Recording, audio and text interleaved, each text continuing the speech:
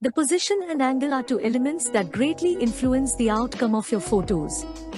Since they have such a significant impact, varying them ensures that you will be able to get a different effect in your photos. Shots and angles add meaning, emphasize emotions, create an impact, and establish themes. Moreover, the better you get at these shots, the more you can bend the rules to capture visually unique photographs. Welcome to WeGotMedia.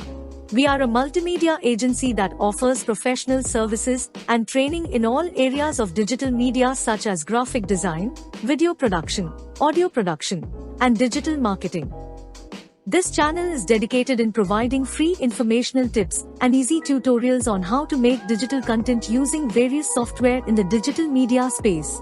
A shot refers to the proportion of the subject shown against its surroundings, whereas an angle is a perspective. You can take different kinds of shots from the same camera angle. Also, these shots are used in photography and also in videography such as filmmaking. With that being established, let's explore shots and angles. The three most basic shots are: Number 1. The long shot. The long shot is a shot that has the person's entire body in the frame as well as being able to see the environment they are in. It is best used to show any action that the person is making, such as running, jumping, or walking towards something. The long shot is also known as a wide shot or full shot. Number 2. The medium shot.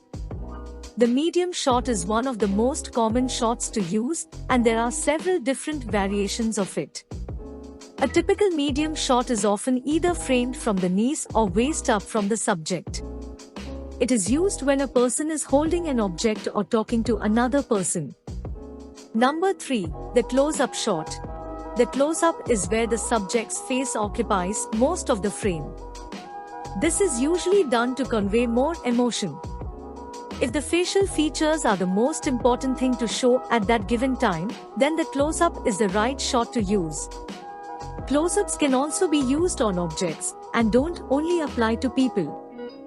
The common variations of the basic shots are: Number 1. The extreme close-up shot. An extreme close-up shot is a more intense version of a close-up shot, sometimes showing only the subject's eyes or other details of the subject. Close-up shots frame the subject tightly, filling the photograph with particular detail. Number 2. The extreme long shot. The extreme long shot is a long shot that covers a wider area. It is also known as an extreme wide shot. The shot frames the subject from a distance and focuses on its surroundings. Remember, in a long shot, the character is usually still noticeable in the frame.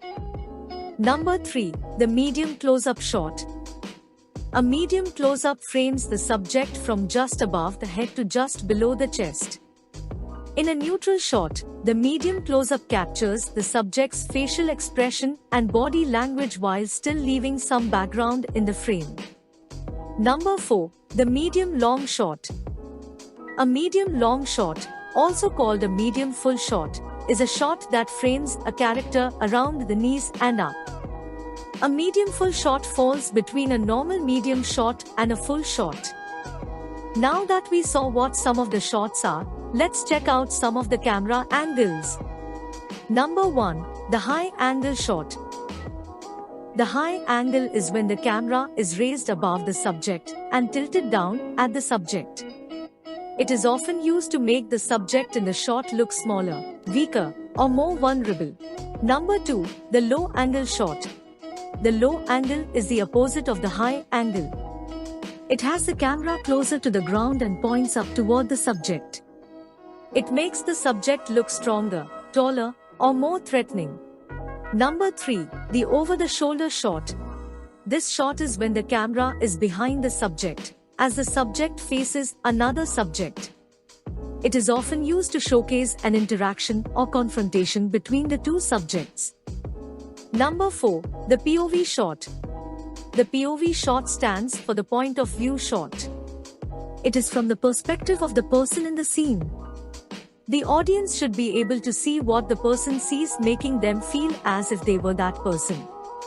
It is a more stylistic shot in comparison to the rest of the other shots, but it is best used for dramatic effect. Number 5. The pan shot. A pan shot is when the camera is locked on a fixed point but follows the subject horizontally.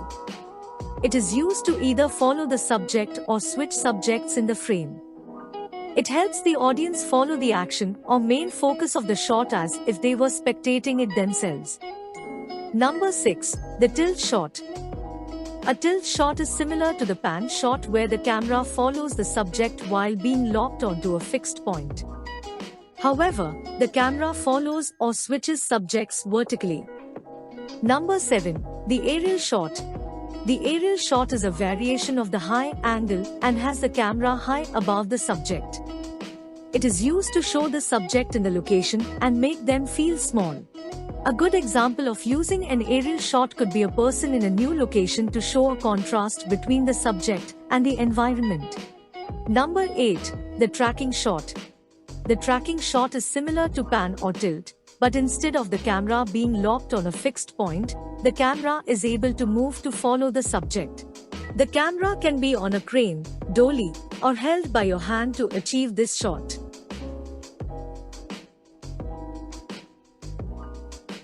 Thanks for watching.